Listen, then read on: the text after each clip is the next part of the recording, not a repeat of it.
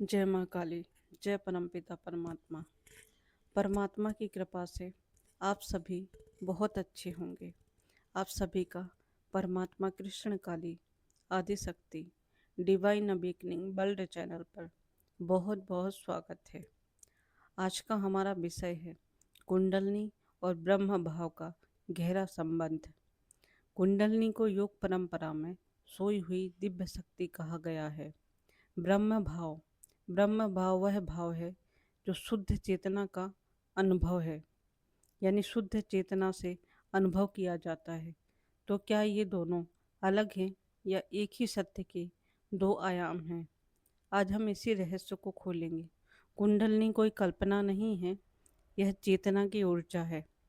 योग परंपरा कहती है यह मूलाधार में सुप्त अवस्था में रहती है। जब साधक ध्यान, जप, प्राणायाम और संयम से साधना करता है तो यह ऊर्जा ऊपर उठती है।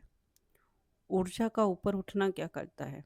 ऊर्जा का ऊपर उठना चक्रों को सक्रिय करता है, मन की शुद्धि करता है, भावनात्मक अवरोध हटाता है, चेतना को विस्तृत करता है। लेकिन यहाँ पर समझना है, ऊर्जा का उठना अनुभव है, पर ब्रह्म भाव पहचान है। ब्रह्म भाव क्या है? ब्रह्म भाव का अर्थ है मैं सीमित शरीर नहीं हूँ, मैं शुद्ध चेतना हूँ। यह अनुभव जब आता है जब साधक में मैं की सीमाएं समाप्त हो जाती हैं और यह ऊर्जा से भी परे है। यह साक्षी भाव की पूर्ण जागृति है। कुंडलनी और ब्रह्म भाव का संबंध। कुंडलनी शक्ति है और ब्रह्म भाव शिव है।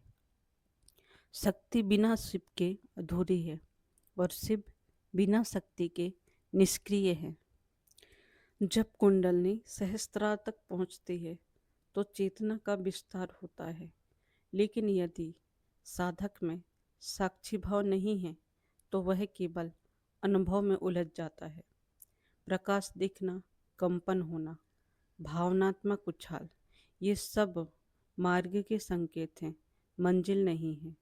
ब्रह्म भाव तब आता है जब ऊर्जा स्थिर होकर चेतना में विलीन हो जाती है। साधक के लिए सावधानियाँ। बहुत लोग केवल ऊर्जा के पीछे भागते हैं, लेकिन बिना मानसिक शुद्धि के कुंडलनी का असंतुलन भी हो सकता है।